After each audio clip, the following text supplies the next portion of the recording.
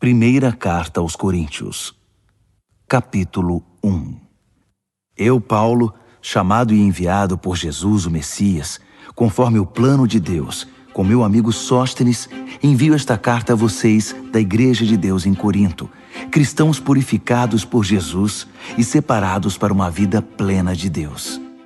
Incluo nesta saudação todos os que invocam Jesus, onde quer que vivam. Ele é o Senhor deles, assim como nosso. Que todos os dons e benefícios que vêm de Deus, nosso Pai, e do Senhor Jesus Cristo, sejam de vocês. Toda vez que penso em vocês, e o faço com frequência, agradeço a Deus pela vida que levam, com livre acesso a Ele concedido por Jesus. O que aconteceu com vocês é algo que excede a imaginação humana e não pode ser dito em palavras. Cristo pode ser visto claramente na vida de vocês. Basta pensar que vocês não precisam de nada, já têm tudo. Todos os dons de Deus estão entre vocês, que aguardam com expectativa o retorno do Senhor Jesus. Além disso, Deus está com vocês, disposto a mantê-los no caminho, até que todas as coisas sejam acertadas de vez por Jesus.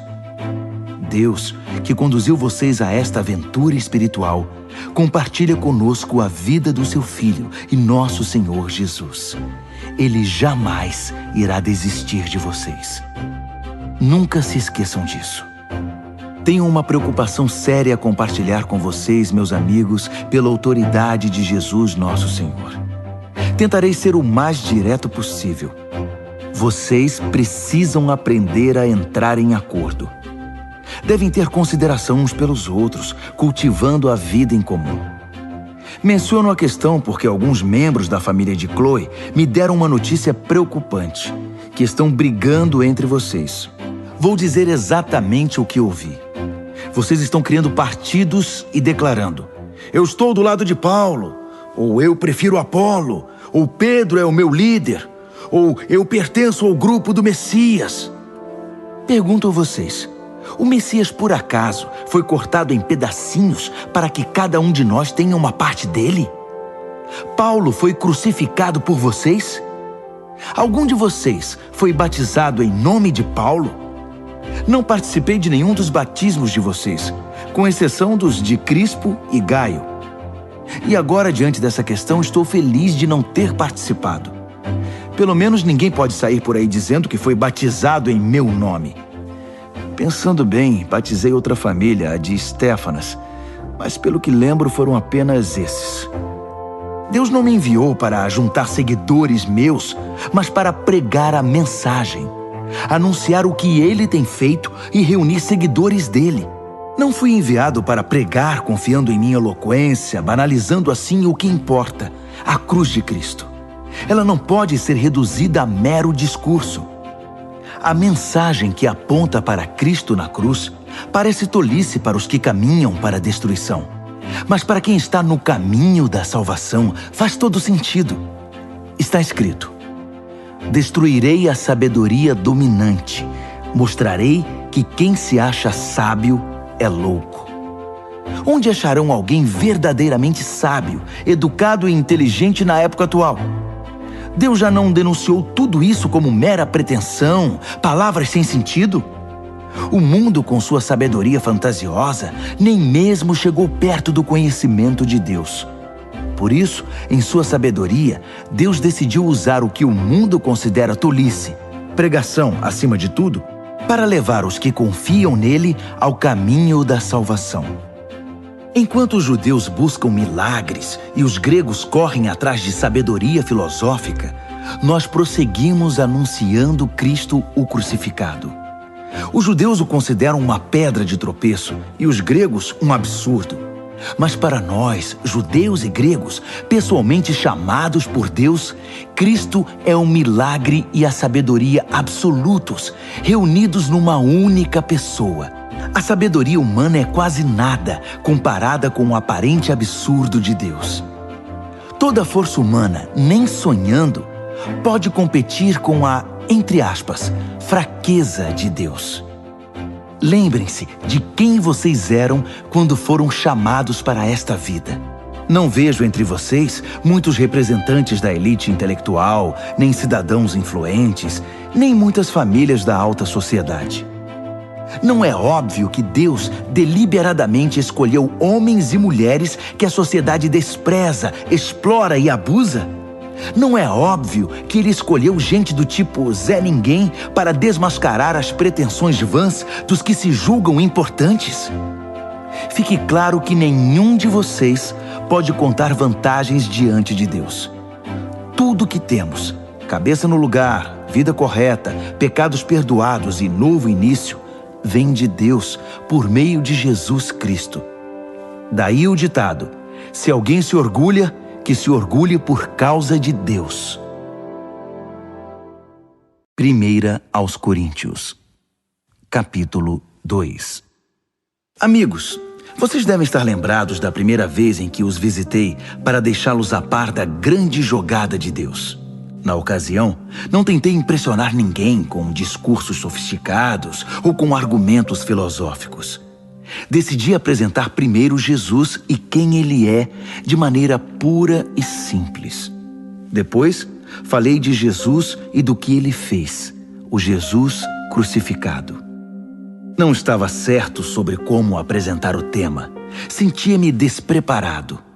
Se querem saber a verdade, eu estava morrendo de medo. Assim, nada do que eu disse deve ter impressionado vocês.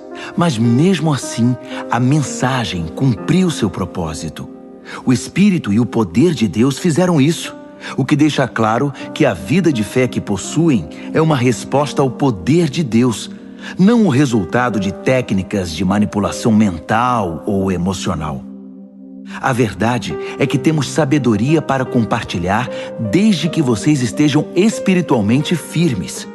Não se trata de sabedoria popular, propagada por supostos especialistas, que estarão obsoletas em um ano.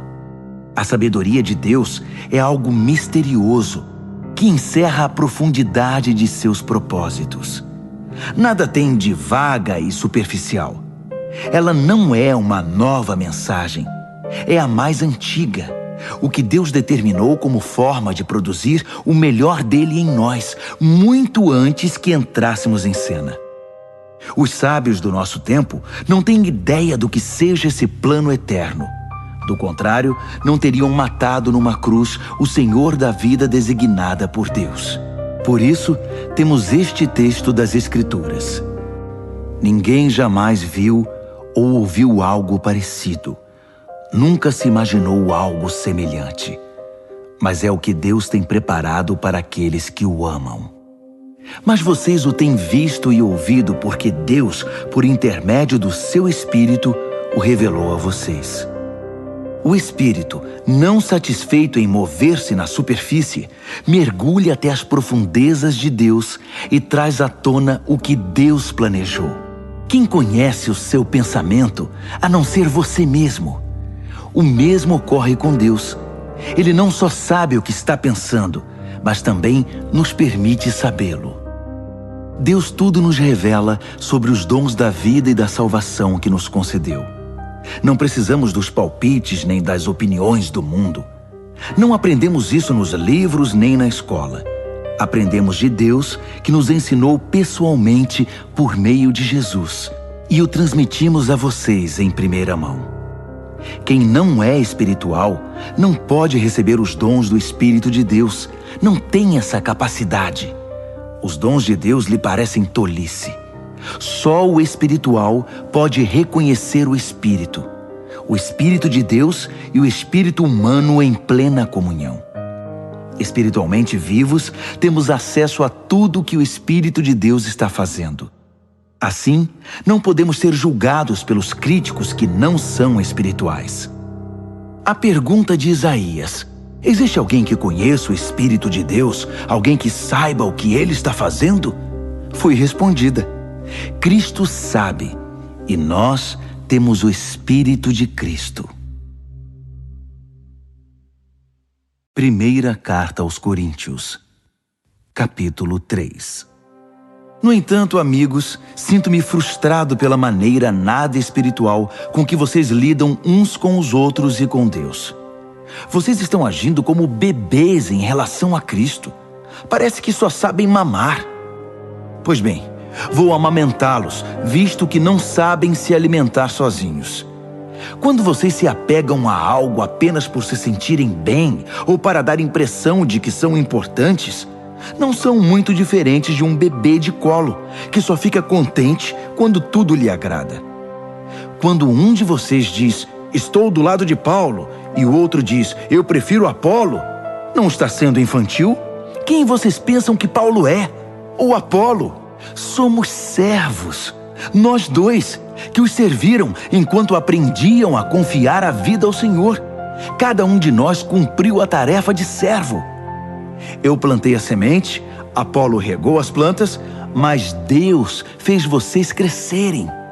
Não é quem planta, nem quem rega, que está no centro do processo, é Deus. Ele faz as coisas acontecerem. Plantar e regar são trabalhos menores. O que torna essas atividades dignas é o Deus a quem servimos. Vocês são a lavoura de Deus e nós trabalhamos nela. Usando outro exemplo, vocês são a casa de Deus. Usando o dom que Deus me deu de arquiteto, desenhei a planta. Apolo ergueu as paredes. Que cada carpinteiro que venha trabalhar tenha o cuidado de construir sobre o fundamento. Lembrem-se de que há apenas um fundamento já estabelecido: Jesus Cristo. Sejam exigentes ao escolher o material que irão utilizar na obra. Em algum momento haverá uma inspeção. Se tiverem usado material barato, de segunda linha, vocês serão descobertos. A inspeção será rigorosa. Tudo precisa estar de acordo. Se o trabalho de vocês passar na inspeção, ótimo. Se não, a parte de vocês na construção será derrubada. Mas vocês não serão destruídos. Vão sobreviver, mas com dificuldade. Vocês percebem que são o templo de Deus e que o próprio Deus está presente em vocês? Quem destruir o templo de Deus não ficará impune. Estejam certos disso. O templo de Deus é sagrado e vocês são esse templo. Não se enganem. Não achem que são sábios apenas porque acompanham o noticiário. Sejam os desinformados de Deus. Esse é o caminho da verdadeira sabedoria. Gente que o mundo considera esperta, Deus chama de tola. Está registrado nas Escrituras. Ele expõe as segundas intenções dos que andam de nariz empinado. O Senhor vê através da cortina de fumaça dos que se acham. Não quero ouvir nenhum de vocês contando vantagem acerca de vocês mesmos nem de ninguém. Tudo já é de vocês. Foi um presente.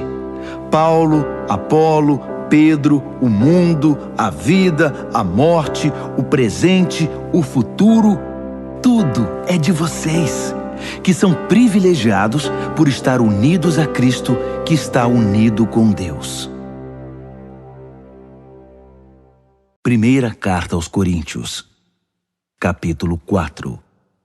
Não pensem que nós, líderes, somos o que não somos. Somos servos de Cristo, não senhores dele.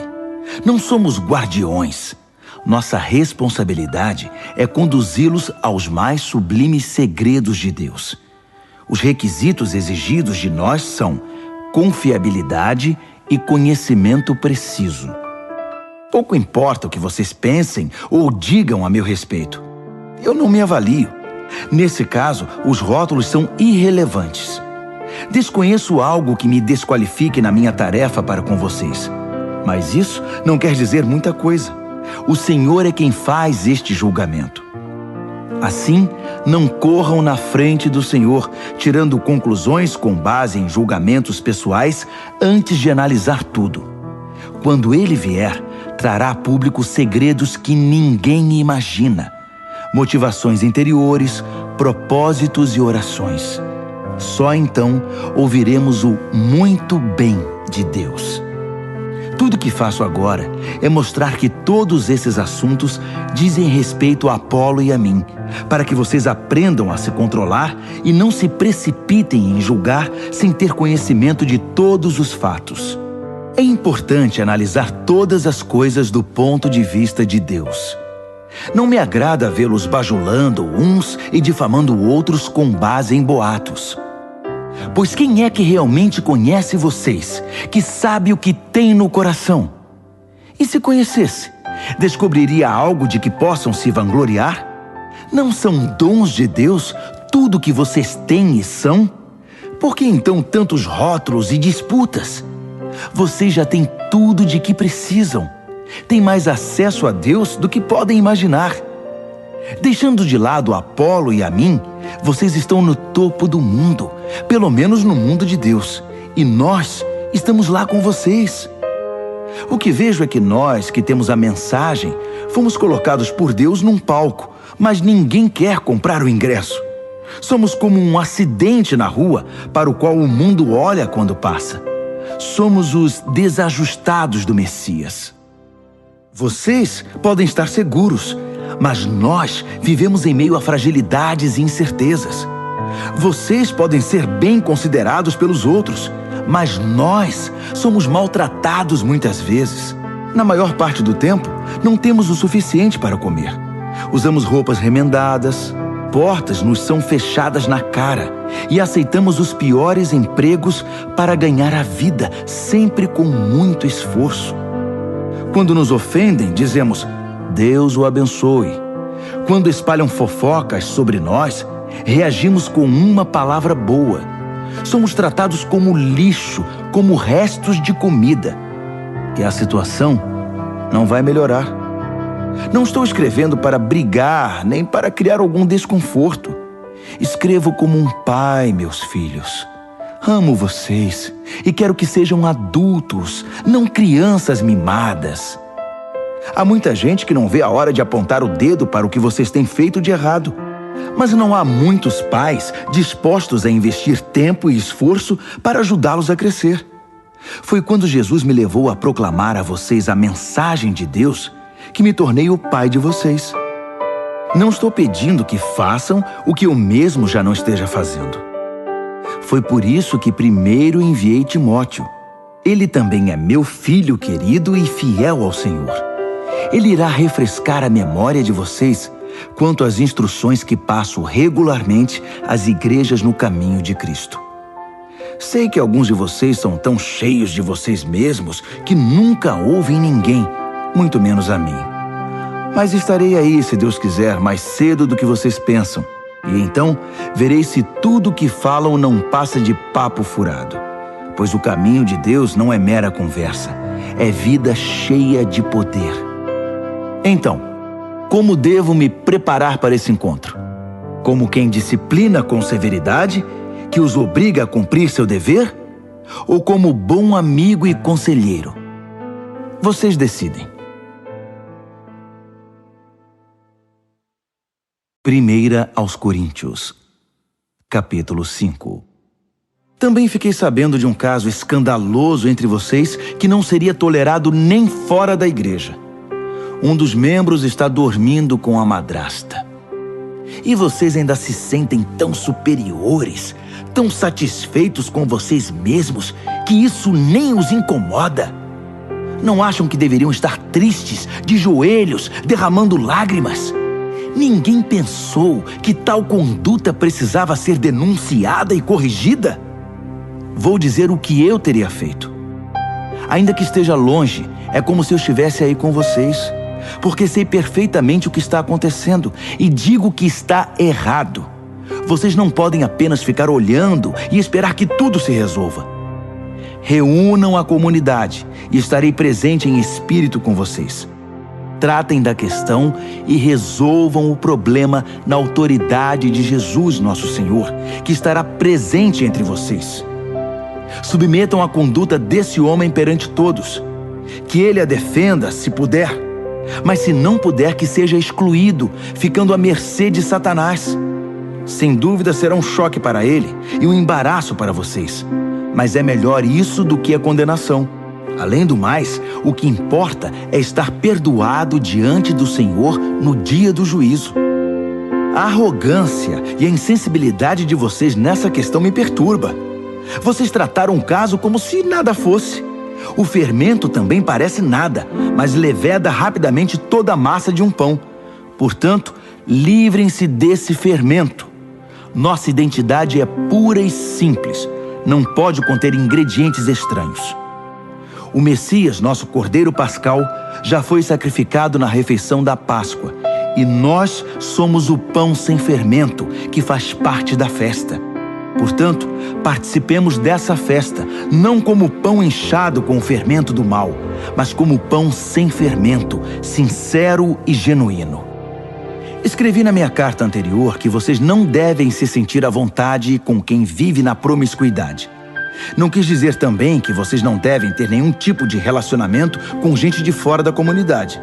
O mesmo vale para os corruptos de nenhum tipo e para os religiosos impostores. Para não ter contato com esse tipo de gente, vocês teriam de sair do mundo.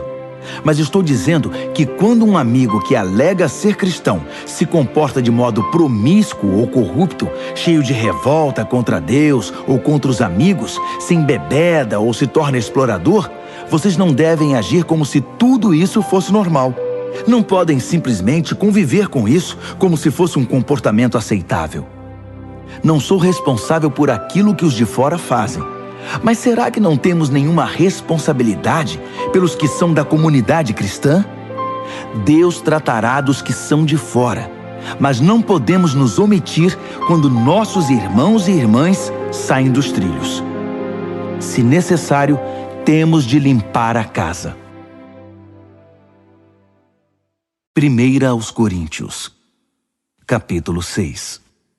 Outra coisa. Como vocês ousam levar um irmão ao tribunal? Se acham que foram prejudicados, faz sentido levar o caso a um tribunal que nada sabe dos caminhos de Deus, em vez de levá-lo à família da fé? Um dia, o mundo inteiro comparecerá perante um júri formado pelos seguidores de Jesus. Portanto, se vocês vão julgar o mundo, não seria melhor tratar desde já dessas questões menores? Nós vamos julgar até os anjos. Por que então não julgar assuntos corriqueiros? Quando há desentendimentos, por que buscar a solução em gente que vocês mesmos não confiam? Digo isso com toda franqueza, para que percebam a bobagem que estão fazendo. Será possível que não há ninguém sensato entre vocês que possa tomar decisões justas quando surgem disputas e desentendimentos? Não acredito. E vocês estão levando o irmão ao tribunal perante gente que nem sequer crê em Deus. Como podem fazer justiça se não creem no Deus da justiça? Batalhas judiciais são manchas na comunidade. Não seria melhor arcar com o prejuízo e esquecer tudo? Agindo assim, vocês estão incentivando mais erros e injustiça e causando mais sofrimento à família cristã. Não percebem que esse não é o caminho de se viver? Os injustos que não se preocupam com Deus não farão parte de seu reino. Quem usa e abusa das pessoas, do sexo, da terra e de tudo que nela existe, não se qualifica como cidadão do reino de Deus. Estou falando de libertinagem heterossexual, devassidão homossexual, idolatria, ganância e vícios destruidores.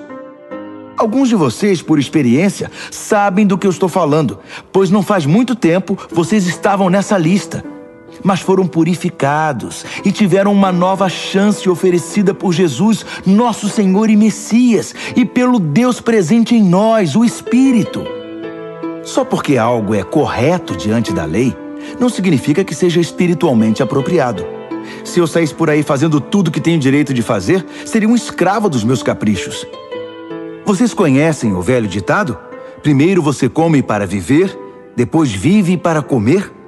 Pois bem, pode ser verdade que o corpo seja apenas temporário, mas não é desculpa para entupi-lo de comida ou entregar-se ao sexo. Uma vez que o Senhor nos honra com um corpo, honremos também a Ele com o nosso corpo. Deus honrou o corpo do Senhor, levantando-o do túmulo. Ele usará o mesmo poder para ressuscitá-los. Até lá, lembrem-se de que nosso corpo foi criado com a mesma dignidade do corpo do Senhor. Vocês não levariam o corpo do Senhor a um prostíbulo, levariam? Espero que não. Sexo é mais do que pele sobre pele. É tanto um mistério espiritual quanto um ato físico. Como está nas Escrituras, os dois se tornam um. Já que queremos nos tornar espiritualmente um com o Senhor, não devemos buscar o tipo de sexo que foge do compromisso e da intimidade, ficando mais solitários ainda. O tipo de sexo que nunca se torna um. Há um aspecto no qual os pecados sexuais são diferentes de todos os outros. No pecado sexual, violamos a sacralidade do corpo, que foi feito para o amor idealizado por Deus para tornar-se um com a outra parte. Ou vocês não sabem que o corpo é um lugar sagrado onde mora o Espírito Santo?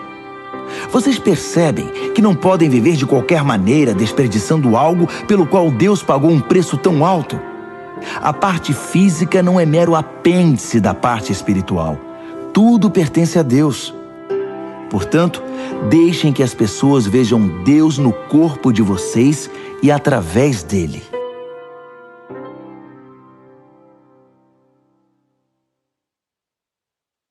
Primeira Carta aos Coríntios, capítulo 7. Passemos agora às perguntas que vocês fazem na carta que me enviaram. Primeira, é bom ter relações sexuais? Sem dúvida, mas de maneira certa. É bom estar casado, tanto para o homem quanto para a mulher.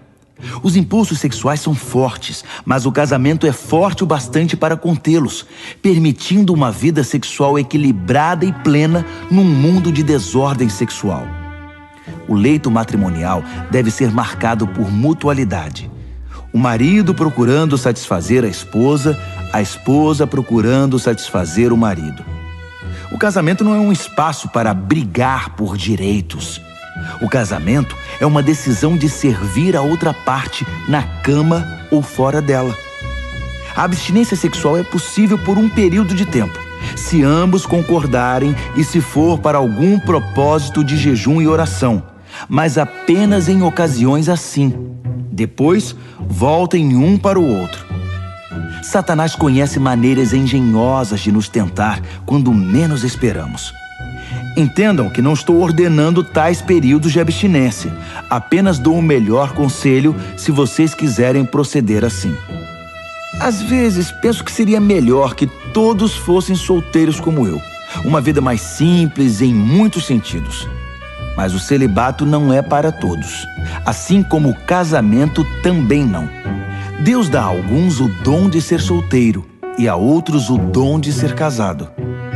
Entretanto, digo aos solteiros e viúvos que não estar casado talvez seja o melhor para eles, como tem sido para mim. Mas se não conseguirem conter seus desejos e emoções, devem se casar. As dificuldades do casamento são de longe preferíveis à vida do solteiro sexualmente tentado. Se você está casado, continue casado. Ordem do Senhor, não minha. Se a esposa abandonar o marido, ela deve permanecer solteira ou então voltar atrás e se acertar com ele. E o marido não tem o direito de se livrar da esposa. Para os casamentos mistos, cristão casado com não cristão, não temos mandamento explícito da parte do Senhor. Mas vocês devem fazer o seguinte: se você é um homem casado com uma mulher que não é cristã, mas que mesmo assim deseja viver com você, continue com ela. Se você é uma mulher casada com um homem que não é cristão, mas que deseja viver com você, continue com ele. O marido descrente participa em certa medida da santidade da esposa, e a esposa descrente de igual maneira participa da santidade do marido. De outro modo, os filhos seriam deixados de fora, mas eles também estão incluídos nos propósitos espirituais de Deus. No entanto, se o cônjuge descrente vai embora, deixe que vá. Não seja desesperadamente dependente. Deus nos chamou para viver bem da maneira mais pacífica possível. Você, esposa, não tem como saber se o seu modo de agir pode trazer seu marido de volta, não apenas para você, mas para Deus. Marido, você não tem como saber se o seu modo de agir pode trazer sua esposa de volta não apenas para você, mas para Deus. Não alimente o desejo de estar em outro lugar ou com outra pessoa. Você está agora no lugar que Deus preparou para você. Viva, obedeça, ame e creia nesta situação. É Deus, não sua situação conjugal, que define sua vida. Não pensem que estou sendo mais duro com vocês do que com outras igrejas. Dou o mesmo conselho a todas elas. Você era judeu quando Deus o chamou? Não desfaça sua condição. Você era não judeu no tempo do seu chamado?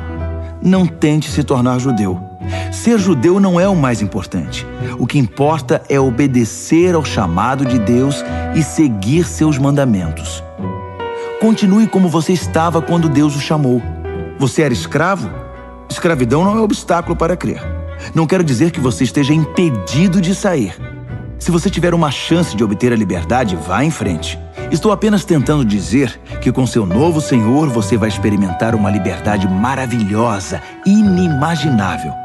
Mas se você era livre quando Cristo chamou, irá experimentar como é maravilhoso tornar-se escravo de Deus, o que é igualmente inimaginável. Todos vocês, escravos e livres, um dia foram reféns de uma sociedade pecaminosa. Mas um valor imenso foi pago pelo resgate de vocês. Agora que estão livres dos velhos vícios, não voltem a ser ou fazer o que o mundo pede a vocês. Amigos, permaneçam na condição em que foram chamados por Deus.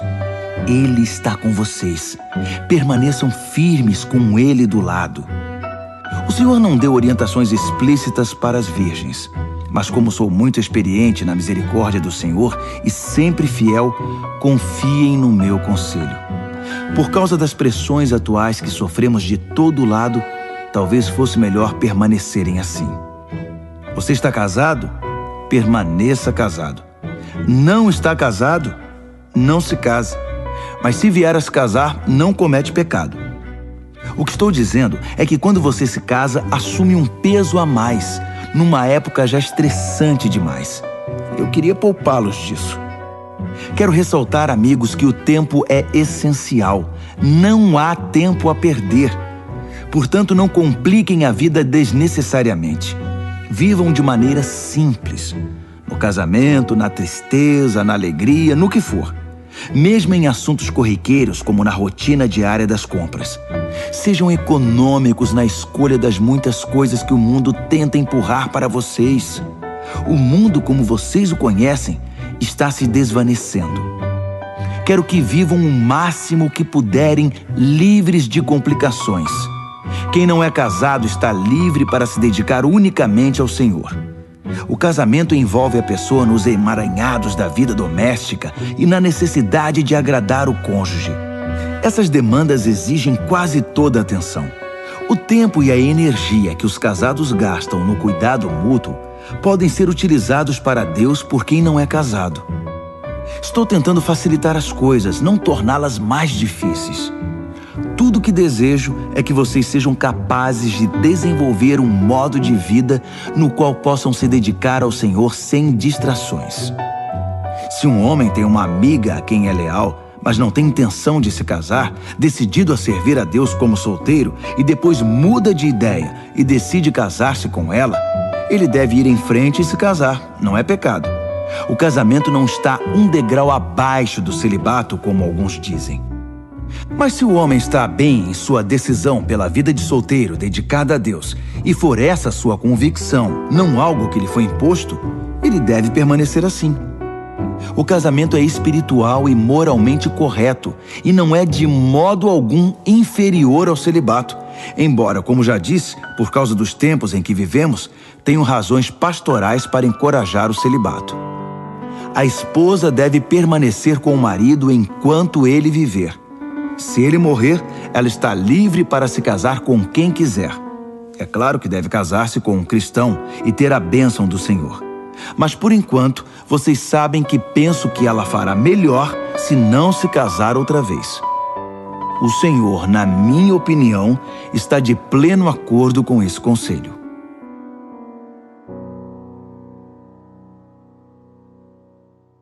Primeira carta aos Coríntios, capítulo 8. Continue em aberto a questão sobre a carne oferecida a algum ídolo. Será que é correto participar de refeições nas quais esse tipo de carne é servido? Temos a tendência de pensar que sabemos de tudo e que temos a resposta para essa pergunta. Mas o coração humilde pode nos ajudar muito mais do que a mente orgulhosa. Nunca saberemos o bastante até reconhecer que só Deus sabe tudo.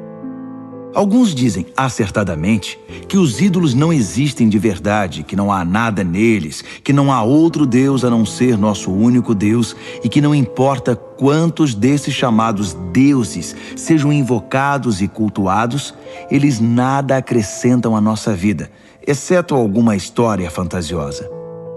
Eles dizem, mais uma vez acertadamente, que há apenas um Deus, o Pai, que tudo nos dá e quer que vivamos para Ele. Dizem também que só há um Senhor, Jesus, o Messias, e que tudo é por causa dele, nós inclusive. Sim, é verdade. Então, pensando logicamente, nada aconteceu à carne quando ela foi oferecida ao ídolo. É como qualquer outra carne. Eu sei disso, e vocês sabem também. Mas isso não é tudo. Se fosse, algumas pessoas iriam achar que sabem de tudo e começariam a menosprezar os outros. O conhecimento verdadeiro não é insensível. Precisamos ser sensíveis ao fato de que não estamos todos no mesmo nível de compreensão. Alguns de vocês passaram a vida inteira comendo carne de ídolo e estão certos de que há alguma coisa na carne que prejudica vocês. Essa mentalidade não vai mudar da noite para o dia. Felizmente, Deus não nos vê pela dieta. Não somos elogiados quando comemos de tudo, nem repreendidos quando não toleramos essa comida. Mas Deus se preocupa quando alguém usa sua liberdade de modo irresponsável, levando algum companheiro de fé a se desviar do caminho, devido à vida que levavam anteriormente. Por exemplo, digamos que vocês se vangloriem da sua liberdade indo a um banquete oferecido em honra aos ídolos, no qual o prato principal seja carne sacrificada a ídolos. Mas essa postura pode representar um perigo para quem ainda luta com a questão, alguém que os considere sábios e maduros. O perigo é que ele ficará terrivelmente confuso, sem saber mais o que é certo e errado. Cristo deu a vida por essa pessoa. Seria pedir demais que desistissem de ir ao banquete por causa dela? Porque, como vocês dizem, não faria nenhuma diferença. Mas fará diferença se vocês ferirem um irmão, com o risco de condená-lo à ruína eterna. Quando vocês ferem seu irmão, estão ferindo Cristo. Um banquete aqui e ali não vale o preço de uma dessas pessoas frágeis na fé. Assim, se sua participação no jantar com carne de ídolo significar o desvio de algum irmão, é melhor ficar em casa. 1 Coríntios, capítulo 9. Não me digam que não tenho autoridade para escrever deste modo. Não acham que devo sentir-me perfeitamente livre para fazê-lo?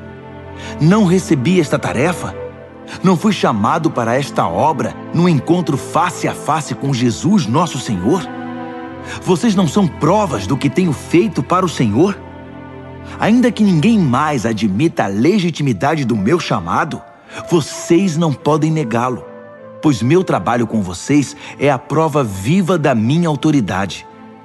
Não tenho medo dos críticos. Nós que atuamos na obra missionária para Deus, temos direito a acomodações decentes e ao sustento para nós e nossa família. Parece que vocês não levantaram objeção sobre isso para os outros apóstolos, nem para os irmãos do Senhor, nem para Pedro. Então, por que só no meu caso? Será que só Barnabé e eu temos de ir desacompanhados e ainda pagar do próprio bolso? Será que um soldado trabalha por conta própria? Que lavrador é proibido de comer dos frutos do próprio trabalho? Que fazendeiro não bebe o leite de seu rebanho? Não estou exagerando apenas por estar irritado. Tudo isso está escrito na lei de Moisés. Não amordace o boi, impedindo-o de comer os grãos enquanto debulha. Vocês acham que Moisés estava preocupado com o gado? Não acham que a preocupação era conosco? Claro que sim. Lavradores trabalham ansiosos pelo tempo da colheita. Assim, se plantamos sementes espirituais entre vocês, é errado esperar que nos sirvam 1 ou 2 refeições? Outros até exigem isso de vocês. Será que nós, que nunca exigimos nada, não merecemos mais? Mas não vamos começar a reivindicar agora o que sempre tivemos o direito de fazer. Nossa decisão é desistir de qualquer coisa que nos desvie da mensagem de Cristo. Minha preocupação agora é que vocês não usem nossas decisões para tirar vantagem ou privar alguém dos seus direitos. Vocês sabem que quem trabalha no templo sempre teve a garantia de poder viver dos rendimentos da casa de Deus. Também os que oferecem sacrifícios no altar podem se alimentar do que é sacrificado. Seguindo o mesmo raciocínio, o Senhor determinou que quem proclama a mensagem deve ser sustentado por aqueles que creem nela. Mesmo assim, quero deixar claro que nunca peguei nada para mim e que não estou escrevendo agora para exigir alguma coisa. Prefiro morrer a permitir que duvidem de mim ou questionem meus motivos. Se proclamo a mensagem, não é para ganhar alguma coisa.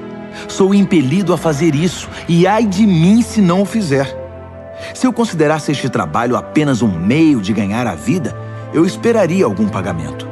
Mas como não penso assim, pois creio que ele me foi confiado de modo muito especial, por que esperaria ser pago? Então, acham que eu estou ganhando algo com isso? Na verdade, estou. O prazer de proclamar a mensagem sem que vocês tenham de pagar por isso. Vocês não precisam nem bancar minhas despesas. Ainda que eu esteja livre das exigências e expectativas de todos, tornei-me um servo voluntário de todos para alcançar todo tipo de gente. Religiosos, não religiosos, moralistas, libertinos, fracassados, desmoralizados, não importa. Não adoto o estilo de vida deles. Mantenho o meu comportamento baseado em Cristo, mas entrei no mundo deles e compartilhei da realidade deles. Tornei-me servo em minha tentativa de levar alguns dos que eu encontrei pelo caminho para uma vida salva por Deus. Fiz tudo por causa da mensagem. E não queria apenas falar dela, eu queria estar nela.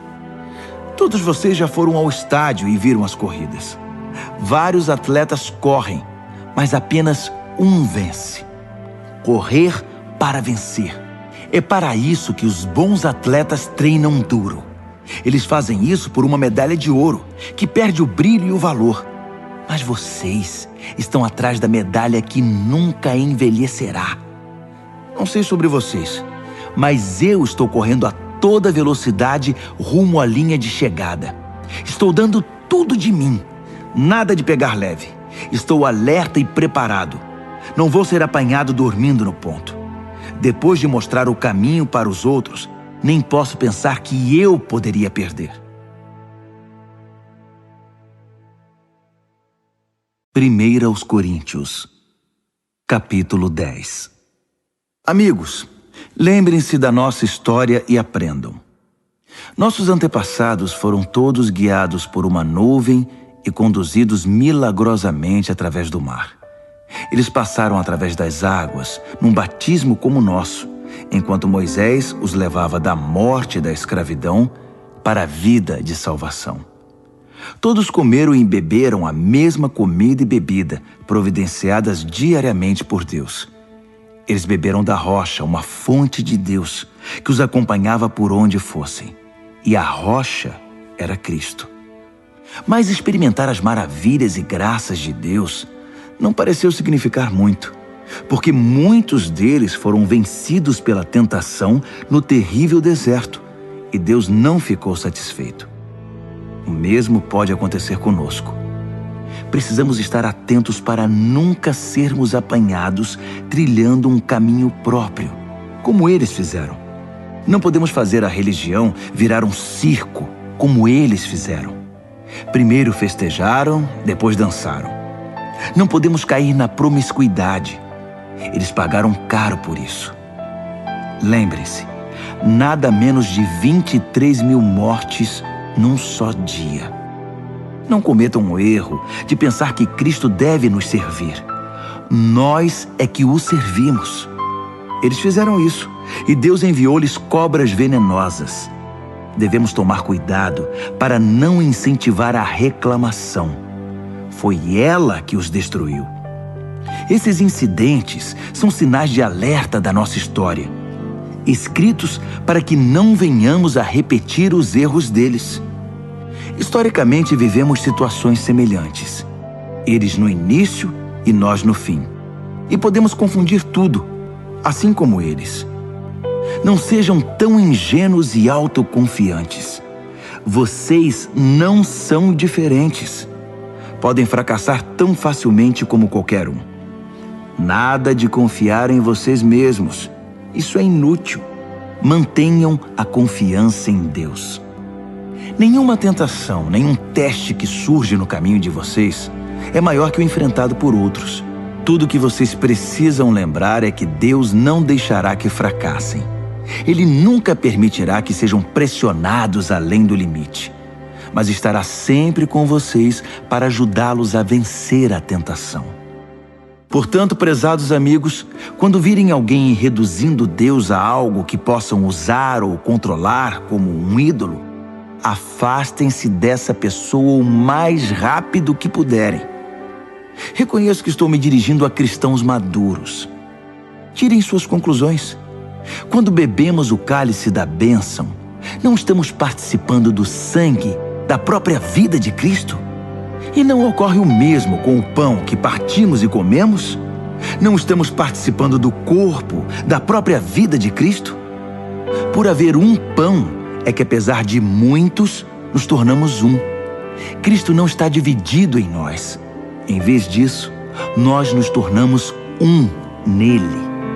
Não reduzimos Cristo ao que somos. Ele nos eleva ao que Ele é. É o que aconteceu no antigo Israel. Os que comeram os sacrifícios oferecidos no altar de Deus participaram da ação de Deus no altar. Percebem a diferença? Sacrifícios oferecidos a ídolos são oferecidos a nada, pois o ídolo não é nada, ou pior do que nada, um demônio. Não quero que vocês se tornem parte de algo que os diminua. E vocês não podem estar em dois caminhos, participando do banquete do Senhor num dia e festejando com demônios no outro. O Senhor não suporta isso. Ele nos quer por inteiro.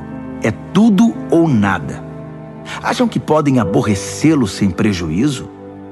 Analisando a situação por certo ângulo, vocês poderiam dizer: tudo está certo. Por causa da imensa generosidade e da graça de Deus, não precisamos dissecar nossos atos para saber se serão aprovados. Mas a questão não é apenas confirmar se está certo. Queremos viver bem, mas nosso objetivo principal deve ser ajudar os outros a viver bem. Se partirem desse princípio, o bom senso os conduzirá pelo resto do caminho. Comam qualquer coisa vendida no açougue. Não é preciso encarar tudo como um teste de idolatria. A terra, afinal de contas, é de Deus, e tudo que há nela. Esse tudo inclui todo tipo de carne. Se um descrente o convida para jantar e você deseja ir, não recuse o convite. Aproveite e coma de tudo que for oferecido. Seria falta de educação e de espiritualidade investigar na hora a pureza de cada prato. Mas se ele disser que a comida foi sacrificada a um Deus, você deve recusar. Ainda que isso seja indiferente para você, não é para ele. E você não vai querer deixá-lo confuso a respeito da sua fé.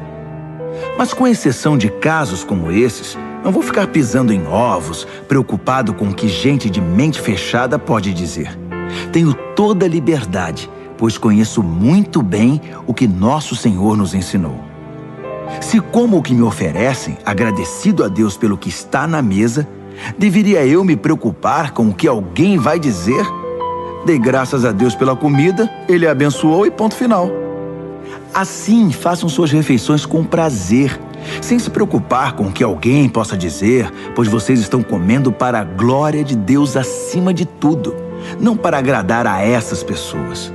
Façam tudo desse modo, de todo o coração e com liberdade, para a glória de Deus. Ao mesmo tempo, não se esqueçam de agir com misericórdia. Evitem pisar no calo dos que não têm liberdade como vocês. Tenho feito o que posso para levar em consideração os sentimentos dos outros. Espero que vocês façam o mesmo.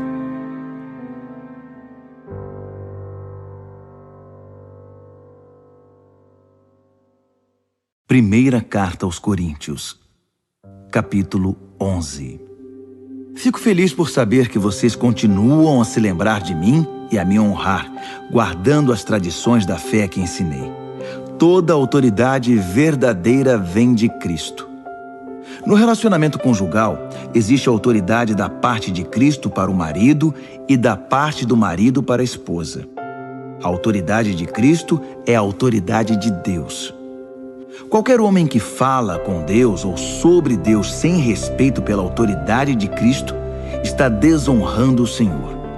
E a esposa que fala com Deus sem respeito para com a autoridade do marido está desonrando seu marido. Pior ainda, está desonrando a si mesma.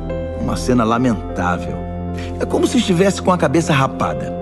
Essa é a origem do costume de a mulher cobrir a cabeça no culto, enquanto o homem tira o chapéu.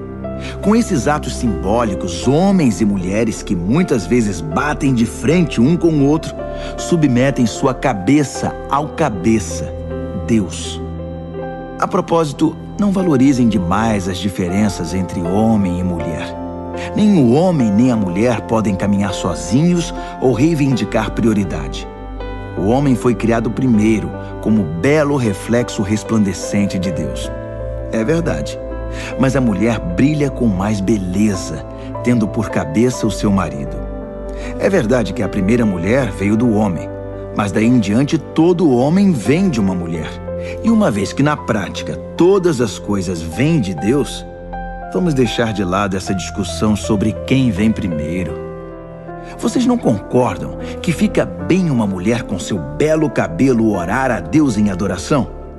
Isso nos lembra a atitude dos anjos. Também não fica bem um homem orar a Deus com a cabeça coberta em reverência, mostrando submissão? Não há um belo simbolismo natural aqui? Todavia, espero que não fiquem debatendo sobre isso. Todas as igrejas de Deus veem a questão dessa maneira. Não quero que vocês sejam exceção. Quanto ao próximo item, não estou satisfeito. Soube que quando vocês se reúnem, o pior em vocês aparece, não o melhor. Para começar, temos as divisões, pois vocês competem e se criticam mutuamente. Estou relutante em crer nisso, mas entendo o que se passa. O que posso dizer é que todas essas diferenças trarão à luz a verdade e a confirmarão. Descobri também que vocês levam suas divisões para o culto. Vocês se reúnem, mas em vez de comer da mesa do Senhor, trazem comida aos montes e comem feito animais. Alguns ficam de fora e vão para casa com fome, enquanto outros precisam ser carregados, pois ficam bêbados demais para andar. Não posso acreditar. Vocês não têm casa para comer e beber? Por que profanar a igreja de Deus? Por que humilhar os pobres? Custa-me acreditar que vocês chegaram a esse ponto. Eu não posso ficar calado. Permitam-me recordar a vocês o que acontece na ceia do Senhor e por que ela é de importância fundamental. Recebi instruções do próprio Senhor e as transmiti a vocês. O Senhor Jesus, na noite em que foi traído, tomou o pão. Depois de dar graças, ele o partiu e disse: "Isto é meu corpo, partido por vocês. Façam isso para se lembrarem de mim." Depois da ceia, ele fez o mesmo com o cálice. "Este cálice é meu sangue, minha nova aliança com vocês. Toda vez que beberem deste cálice, lembrem-se de mim." O que vocês precisam entender é que toda vez que comem esse pão e bebem desse cálice, estão revivendo em palavras e ações a morte do Senhor. E repetirão esse ato até que o Senhor retorne. Vocês não devem permitir que o costume anule a reverência. Quem come o pão ou bebe do cálice do Senhor de modo desrespeitoso é como a multidão que zombou do Senhor e cuspiu nele no momento de sua morte. Vocês querem tomar parte nessa lembrança? Examinem suas motivações. Testem o coração e venham para a ceia com santo temor. Se vocês não pensam no corpo partido do Senhor quando comem e bebem, correm o risco de enfrentar sérias consequências. É por isso que muitos de vocês estão doentes e apáticos, enquanto outros morreram antes do tempo. Se nos corrigirmos agora, não precisaremos ser corrigidos mais tarde. Melhor ser repreendido pelo Senhor agora que enfrentar o castigo depois. Portanto, meus amigos, quando vocês se reúnem na mesa do Senhor, sejam reverentes e educados. Se vocês estiverem com fome a ponto de não poderem esperar para ser servidos, é melhor ir comer em casa. Mas de modo algum transformem a ceia do Senhor em comilança e bebedeira ou em briga de família. Trata-se de uma refeição espiritual, uma festa de amor. Quanto às outras perguntas que vocês me fizeram, responderei pessoalmente na minha próxima visita.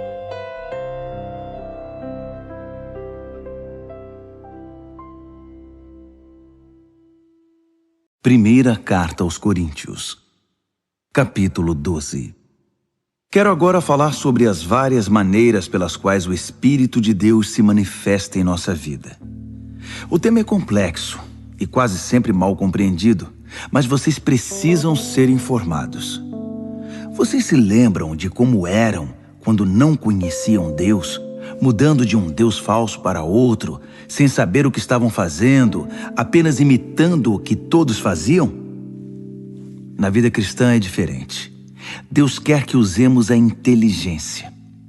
Por exemplo, usando o raciocínio, vocês sabem perfeitamente que o Espírito de Deus jamais induzirá alguém a dizer "Maldito Jesus".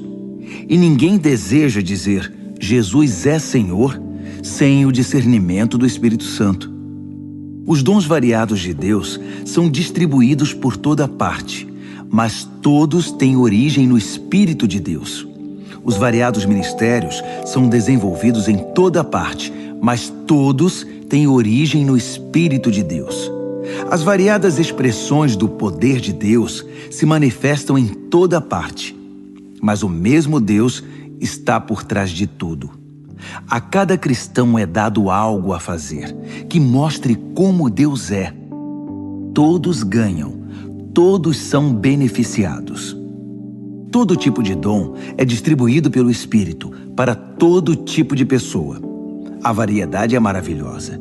Conselho sábio, entendimento claro, confiança sincera, cura dos enfermos, milagres, proclamação da palavra, discernimento de espíritos, línguas, interpretação de línguas.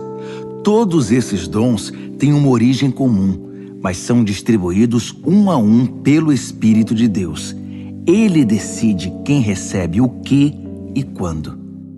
É fácil entender como essa diversidade funciona se olharmos para o corpo humano. Nosso corpo está dividido em muitas partes, membros, órgãos, células. Mas a despeito de tantas partes, ainda é um corpo. Ocorre o mesmo com Cristo. Por meio do seu Espírito único, dissemos a Deus a nossa vida incompleta e sem sentido. Costumávamos tomar decisões de forma independente, mas agora vivemos uma vida plena e integrada, em que Ele tem a palavra final em tudo. É o que proclamamos em palavra e ação quando fomos batizados. Cada um de nós é agora uma parte de seu corpo ressuscitado, renovado e sustentado por uma fonte, seu Espírito, da qual todos nós bebemos. Nossos antigos rótulos como judeu ou grego, escravo ou livre, não têm mais utilidade. Precisamos de algo maior, mais abrangente. Quero que entendam que tudo isso faz vocês terem mais importância. Um corpo não é apenas uma parte ampliada. O corpo é o conjunto de partes diferentes, mas semelhantes em combinação e que funcionam em conjunto. Faz algum sentido o pé dizer: não sou tão elegante quanto a mão, embelezada com anéis, por isso acho que não pertenço a este corpo? Se o ouvido disser: não sou importante como o olho que tudo vê, por isso não mereço estar na cabeça, vocês iriam querer tirá-lo do corpo? Se o corpo fosse todo olho, como poderia ouvir? Se fosse todo ouvido, como poderia cheirar? Mas sendo do jeito que é, podemos perceber que Deus pôs cada parte do corpo exatamente onde quis. Quero também que entendam que a diversidade mantém a importância de cada parte, impedindo que cada um dê valor apenas a si mesmo. Por melhores que sejam, vocês só têm importância por fazerem parte do corpo. Um olho enorme ou uma mão gigante não seria um corpo, e sim um monstro. O que temos é um corpo com muitas partes, cada uma do tamanho apropriado e em seu devido lugar. Nenhuma parte é importante por si mesma. Vocês podem imaginar o olho dizendo para a mão: fora, não preciso de você. Ou a mão dizendo para o pé: você está dispensado, não preciso mais de você. De fato, na prática, acontece o contrário. Muitas vezes, o que é menos proeminente é mais fundamental e também mais necessário. Por exemplo, vocês podem viver sem um olho, mas não sem o estômago. Quando seu corpo sofre, não faz nenhuma diferença se é um membro externo ou interno, maior ou menor. Todas as partes sofrem junto, pois cada parte tem a devida dignidade e importância. No entanto, vocês têm mais preocupação com as partes menos proeminentes. Se vocês tivessem de escolher, não iriam preferir uma boa digestão a um cabelo bonito? O modo pelo qual Deus formou o corpo humano é um modelo que nos ajuda a entender nossa vida comunitária na igreja. Cada parte depende da outra. As partes que mencionamos e as que não mencionamos. As partes que vemos e as que não vemos. Se uma parte se fere, todas as outras partes estão envolvidas. Se uma parte vai bem, todas as outras desfrutam esse bem-estar. Vocês são o corpo de Cristo. É o que vocês são. Jamais se esqueçam disso. Só depois que vocês reconhecem que participam desse corpo, é que a parte de vocês adquire algum significado. Vocês conhecem algumas partes que Deus estabeleceu na igreja, que é seu corpo: apóstolos, profetas, mestres, operadores de milagres, gente com dom de cura, gente com capacidade para ajudar, gente com capacidade de administrar, gente que ora em línguas. Não é óbvio que a Igreja de Cristo é um corpo completo marcada pela diversidade? Nem todos são apóstolos, profetas, operadores de milagres, gente com dom de cura. Nem todos oram em línguas. Nem todos são intérpretes de línguas. Mesmo assim, alguns de vocês ficam competindo, querendo ser uma das partes importantes. Mas agora quero apresentar a vocês um caminho muito melhor.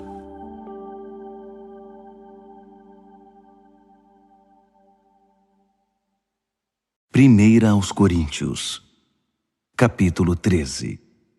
Se eu falar com eloquência humana e com êxtase própria dos anjos, e não tiver amor, não passarei do rangido de uma porta enferrujada. Se eu pregar a palavra de Deus com poder, revelando todos os mistérios e deixando tudo claro como o dia, ou se eu tiver fé para dizer a uma montanha pule e ela pular, e não tiver amor, não serei nada. Se eu der tudo o que tenho aos pobres e ainda for para a fogueira como mártir, mas não tiver amor, não cheguei a lugar algum. Assim, não importa o que eu diga, no que eu creia ou o que eu faça, sem amor, estou falido. O amor nunca desiste. O amor se preocupa mais com os outros que consigo mesmo. O amor não quer o que não tem. O amor não é esnobe, não tem a mente soberba, não se impõe sobre os outros, não age na base do eu primeiro, não perde as estribeiras, não contabiliza os pecados dos outros, não festeja quando os outros rastejam. Tem prazer no desabrochar da verdade. Tolera qualquer coisa. Confia sempre em Deus. Sempre procura o melhor. Nunca olha para trás, mas prossegue até o fim. O amor nunca morre. A palavra inspirada um dia será esquecida. A oração em línguas vai passar. O entendimento alcançará seu limite. Nós conhecemos apenas parte da verdade, e o que dizemos a respeito de Deus é sempre incompleto. Mas quando o que é completo chegar, tudo o que é incompleto em nós deixará de existir. Quando eu era bebê no colo da minha mãe, eu balbuciava como qualquer bebê. Depois que cresci, deixei para sempre essas coisas de bebê. Hoje, não vemos as coisas com clareza. Estamos como que num nevoeiro, enxergando com dificuldade por entre a neblina. Mas isso não vai durar muito. O tempo vai melhorar e o sol vai aparecer. Então veremos tudo tão claramente quanto Deus nos vê, conhecendo-o diretamente, assim como Ele nos conhece. Mas por enquanto, até chegar à perfeição, temos 3 coisas que nos guiam até a consumação de tudo: confiança firme em Deus, esperança inabalável e amor extravagante. E o melhor desses 3 é o amor. 1 Coríntios, capítulo 14. Procurem viver uma vida de amor como se a vida dependesse disso, porque de fato depende. Entreguem-se aos dons que Deus dá. Acima de tudo, proclamem sua verdade. Se vocês o louvam quando falam línguas, Deus os entende e ninguém mais, pois vocês estão compartilhando aspectos pessoais, e isso é entre vocês e Ele. Mas quando proclamam sua verdade na linguagem comum, vocês permitem que outros conheçam a verdade e com isso possam crescer, fortalecer-se e experimentar a presença de Deus com vocês. Aquele que ora usando uma língua de oração em particular obtém muito proveito disso. Mas proclamar a verdade de Deus à igreja na língua comum produz crescimento e fortalecimento para a comunidade. Meu desejo é que todos vocês desenvolvam intimidade com Deus em oração. Mas não parem aí. Prossigam e proclamem sua verdade com clareza aos outros. É mais importante permitir o acesso ao conhecimento e ao amor de Deus por meio de uma língua que todos entendem que cultivar a presença de Deus em oração num idioma misterioso. A não ser, é claro, que alguém possa interpretar o que vocês estão dizendo para o benefício de todos. Amigos, pensem bem. Se diante de vocês eu orar de um modo que só Deus entende, que proveito vocês terão? Se eu não falar claramente com alguma instrução, verdade, proclamação ou ensino, não terei nenhuma utilidade para vocês. Se os instrumentos musicais, flautas ou harpas, não são tocados de modo que cada nota seja distinta e esteja no tom, como se poderá identificar a melodia e apreciar a música? Se o toque da trombeta não é nítido, como será possível apresentar-se para a batalha? Então, se vocês falam de um modo que ninguém entende, por que abrem a boca? Há muitas línguas no mundo e todas têm significado para alguém. Mas se eu não entendo a língua, de nada me servirá. Não é diferente com vocês. Já que estão tão ansiosos por tomar parte no que Deus está fazendo, por que não se concentram em fazer o que é proveitoso para toda a igreja? Portanto, quando orarem em língua de oração, não guardem para vocês mesmos a experiência. Orem para poder compartilhá-la com outros. Se oro em línguas, meu espírito ora, mas minha mente fica inativa e não há proveito nenhum. Assim, qual a solução? A resposta é simples. Façam as 2 coisas. Devo ser espiritualmente livre quando oro, mas ao orar, devo também refletir e ser cuidadoso. Devo cantar com o espírito e também com a mente. Se você abençoa usando uma língua de oração que ninguém mais entende, como poderia um recém-chegado que não tem ideia do que está acontecendo saber a hora de dizer amém? Sua bênção pode ter alguma beleza, mas você deixou de fora quem não entende. Sou grato a Deus pelo dom que nos concedeu de orar e louvar em línguas. Esse dom nos permite desfrutar uma intimidade maravilhosa com Ele. Eu participo disso tanto quanto vocês, ou até mais. Só que quando estou com a igreja reunida para o culto, prefiro dizer 5 palavras que todos entendem a dizer 10.000 que não façam nenhum sentido para os ouvintes. Para ser franco, eu estou impaciente com a infantilidade de vocês. Quanto tempo vai demorar para que cresçam e usem a cabeça como adultos? Tudo bem quando há uma falta de familiaridade infantil com o mal. Nesse caso, tudo de que precisamos é um simples não. No entanto, para dizer sim a alguma coisa, se exige algo mais. Só uma inteligência madura e bem exercitada poderá salvá-los de cair na ingenuidade. Dizem as Escrituras: em idiomas estranhos e pela boca de estrangeiros vou pregar a este povo, mas eles não vão ouvir nem acreditar. Assim, aonde esse falar em línguas que ninguém entende levará vocês? Isso não ajuda os cristãos e deixa os descrentes ainda mais confusos.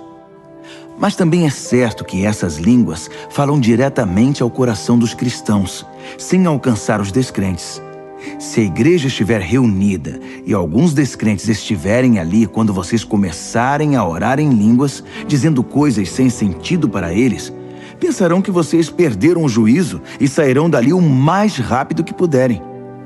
Mas se houver descrentes num culto em que a verdade de Deus é transmitida com clareza, as palavras compreensíveis irão tocar o coração deles. E logo estarão ajoelhados diante de Deus, reconhecendo que Ele está no meio de vocês. Assim, quero que façam o seguinte: quando se reunirem no culto, cada um de vocês esteja preparado para fazer o que for proveito para todos. Cantar um hino, ensinar uma lição, contar uma história, fazer uma oração, interpretar línguas. Se forem feitas orações em línguas, que sejam no máximo 2 ou 3, mas apenas se estiver presente alguém que possa interpretar o que estão dizendo. Se não houver, que isso fique entre vocês e Deus. E que não haja mais de 2 ou 3 pessoas falando por culto, e os demais ouçam e guardem tudo no coração.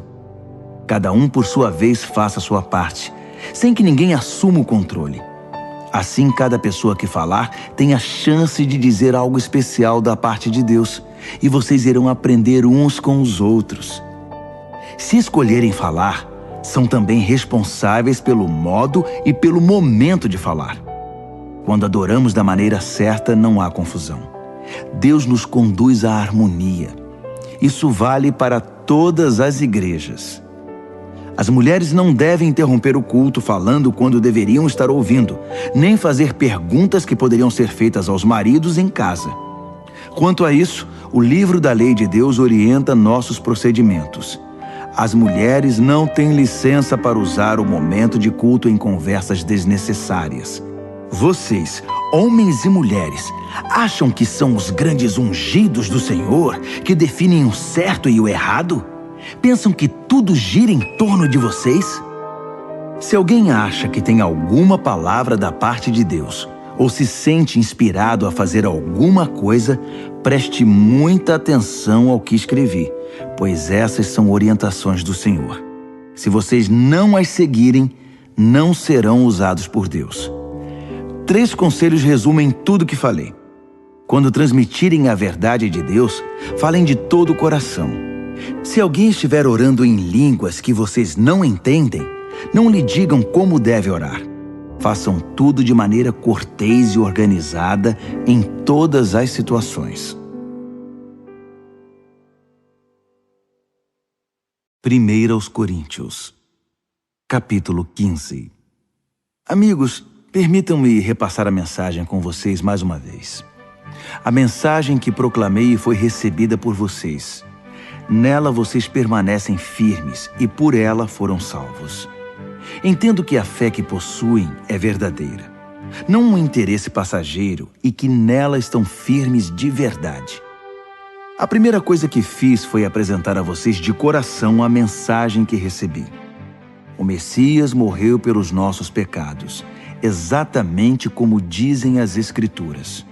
Foi sepultado e se levantou da morte no terceiro dia. Mais uma vez, exatamente como dizem as Escrituras. Falei a vocês que ele apareceu vivo a Pedro, depois aos seus seguidores mais próximos e mais tarde a mais de 500 seguidores ao mesmo tempo. Muitos deles estão por aí, ainda que alguns já tenham morrido. Depois, ele passou um tempo com Tiago e com o restante dos que chamou para falar em seu nome. E, finalmente, apareceu vivo a mim.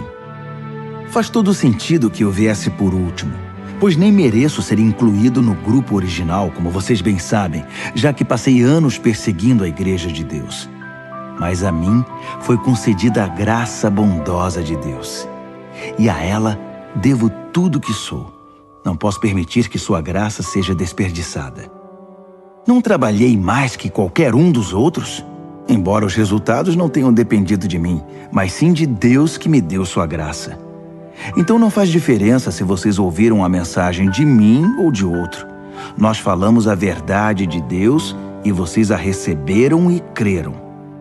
Agora quero fazer uma pergunta difícil, mas importante. Se vocês se tornaram cristãos crendo que Cristo está vivo, ressuscitado dos mortos, como podem alguns de vocês afirmar que não há ressurreição? Se não há ressurreição, Cristo não está vivo. Se Cristo não ressuscitou, tudo o que ensinamos a vocês está errado, e vocês investiram a vida em uma ilusão. Além disso, se não há ressurreição, somos culpados de mentir a vocês sobre Deus, e tudo o que apresentamos como testemunho de que Deus ressuscitou Cristo não passa de engano. Se os mortos não podem ressuscitar, então Cristo não ressuscitou, porque ele morreu de fato. E se Cristo não ressuscitou, vocês continuam na escuridão, mais perdidos do que nunca. Para quem morreu, é ainda pior, porque morreram esperando a ressurreição em Cristo. Se tudo que temos de Cristo serve apenas para alguns poucos anos de vida, coitados de nós. Mas a verdade é que Cristo ressuscitou, sendo o primeiro de muitos que voltarão à vida. Há aqui um paralelo importante a ser ressaltado. No princípio, a morte nos alcançou por causa de um homem. Mas agora, a ressurreição dos mortos também nos alcança por causa de outro homem. Todos morrem em Adão, e todos tornam a viver em Cristo. Mas temos de esperar nossa vez. Cristo é o primeiro. Depois, os que estarão com ele em sua vinda, a grande consumação. Nessa ocasião, depois de ter conquistado plena vitória, ele entregará o reino ao Pai. Ele não desistirá até vencer o último inimigo. E o último inimigo é a morte. Como disse o salmista, ele os venceu a todos e os pisoteou. É claro que isso não inclui o próprio Deus, porque quando tudo finalmente estiver sob o domínio de Deus, o Filho virá, ocupando o seu devido lugar. E o domínio de Deus alcançará sua plenitude, um final perfeito. Como entender que alguns de vocês se ofereceram para ser batizados em favor dos mortos?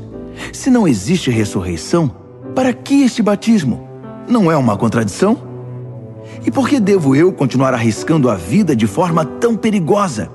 Encaro a morte praticamente todos os dias. Acham que eu faria isso se não estivesse convencido de que nossa ressurreição está garantida pelo Senhor ressuscitado?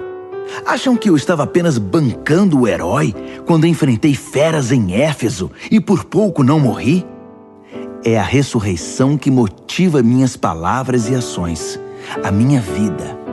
Se não há ressurreição, deveríamos seguir o ditado: comamos e bebamos que amanhã morreremos. Mas não se enganem, não se deixem levar pela conversa de que não há ressurreição. Lembrem-se, as más companhias destroem os bons hábitos. Pensem bem, Busquem a santidade de vida. Não desprezem a realidade da ressurreição, pois a ignorância a respeito de Deus traz grande prejuízo. A verdade é que uma discussão prolongada como essa é inútil. Um cético pode perguntar: como pode haver ressurreição? Mostre-me. Quero ver com os olhos. Com que esse corpo da ressurreição se parece? Na verdade, essa pergunta é absurda. Isso não se vê com os olhos. Entende-se por uma ilustração. Quando plantamos uma semente, ela morre e logo nasce uma planta. A semente e a planta são bem diferentes. A semente de uma laranja não se parece com uma laranjeira. O que plantamos é diferente do que colhemos. Assim também, o corpo que é sepultado como se fosse uma semente e o corpo da ressurreição são muito diferentes. Observem que a variedade de corpos é impressionante. Assim como há diferentes tipos de sementes, há diferentes tipos de corpos. Corpo humano, corpo dos mamíferos, das aves e dos peixes. Vendo toda essa diversidade, temos uma ideia da glória da ressurreição, pois além dos corpos da terra, há também outros corpos no espaço, o sol, a lua e as estrelas, vistos em sua diversidade, beleza e esplendor. O que contemplamos agora são apenas as sementes antes da ressurreição. Imaginem como serão belas e gloriosas as plantas da ressurreição. A ilustração da semente, que depois de plantada morre e ressurge como planta viva, é, na melhor das hipóteses, uma simples comparação, mas talvez lance alguma luz sobre o mistério do corpo da ressurreição. É preciso, porém, ter em mente que seremos ressuscitados para valer, que estaremos vivos para sempre. O corpo que morre não manifesta beleza, mas quando ressuscitar, será glorioso. Sepultado em fraqueza, ressurgirá poderoso. A semente plantada é natural. Essa semente faz nascer o que é sobrenatural.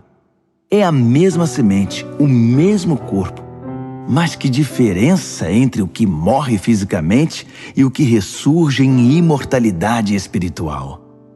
Para prosseguir, devemos voltar a atenção para as Escrituras. O primeiro Adão recebeu a vida. Cristo, o último Adão, é espírito doador de vida. A vida física vem primeiro, depois a espiritual. O início se dá na terra, o desfecho se dá no céu. O primeiro homem veio da terra, e daí em diante os seres humanos são chamados terrenos. O segundo homem veio do céu, e por isso seremos celestiais. Assim como somos o reflexo do que está em nossa origem terrena, seremos o reflexo do nosso desfecho celestial.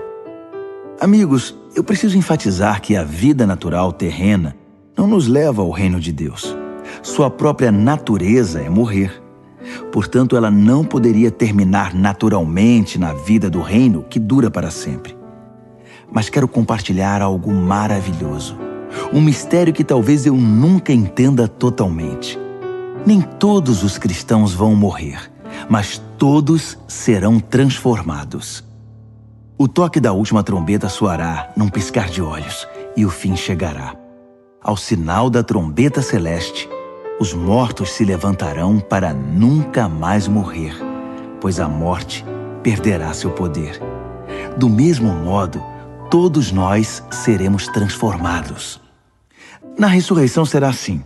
O que é perecível será substituído pelo que é imperecível. O mortal substituído pelo imortal. Então fará sentido o ditado: finalmente foi a morte derrotada pela vida. Ó morte, não está agora vencida? Ó morte, quem temerá a que era temida? Foi o pecado que tornou a morte tão terrível. E foi o código legal da culpa que conferiu ao pecado sua influência destruidora. Mas agora, graças a Deus, que por um só ato vitorioso da vida, derrotados estão o pecado, a culpa e a morte. E tudo graças ao nosso Senhor Jesus Cristo. Diante de tudo isso, prezados amigos, Permaneçam firmes. Força! Nada de desânimo. Dediquem-se inteiramente ao trabalho do Senhor, pois nada do que fazem para Ele jamais será perda de tempo.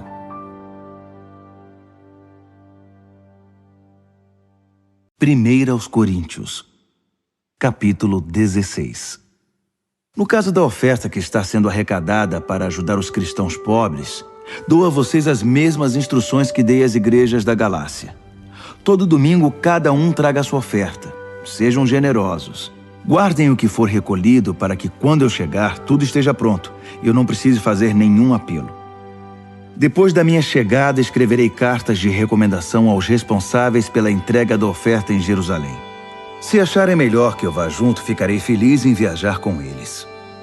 Planejo visitar vocês depois de passar pelo norte da Grécia. Não pretendo ficar muito tempo lá, mas pode ser que eu fique com vocês até passar o inverno. Talvez possam me ajudar quando eu partir para a próxima missão. Não quero visitá-los apenas de passagem. Meu desejo é demorar um bom tempo, se o Senhor quiser. Por enquanto permaneço aqui em Éfeso. Uma grande porta de trabalho se abriu aqui, apesar da oposição. Se Timóteo aparecer, cuidem bem dele. Façam que ele se sinta em casa. Como eu, ele é incansável no trabalho do Senhor. Não permitam que ninguém o menospreze. Depois de algum tempo, enviem-no de volta a mim com a bênção de vocês. Digam-lhe que eu o estou esperando, bem como a quem o estiver acompanhando. Quanto ao nosso amigo Apolo, estou ajeitando tudo para que ele possa visitá-lo. Ele não acha que este é o melhor momento, mas haverá melhor ocasião. Fiquem de olhos abertos, sejam firmes na fé, compartilhem o que receberam, sejam corajosos e sempre ajam com amor. Gostaria de pedir um favor. Deem atenção especial à família de Estéfanas. Como sabem, eles foram os primeiros convertidos na Grécia e sempre se dedicaram a servir os cristãos. Quero que honrem e cuidem de gente assim, companheiros e trabalhadores que tanto nos ajudam e inspiram. Quero que saibam como estou feliz por ter Estéfanas, Fortunato e Acaico comigo. Eles me suprem a falta que vocês fazem e renovaram minhas forças, mantendo-me em contato com vocês. Valorizem gente como eles. As igrejas aqui na província da Ásia enviam saudações. Áquila, Priscila e a igreja que se reúne na casa deles enviam saudações. Todos os amigos aqui enviam saudações. Transmitam as saudações com abraços santos. E eu, Paulo, de próprio punho, envio meus cumprimentos. Se alguém não ama o Senhor, perderá a bênção. Aguardem a vinda do Senhor. Por sua graça, o Senhor Jesus está sempre de braços abertos para vocês. E eu amo todos vocês no Messias, em Jesus. Amém.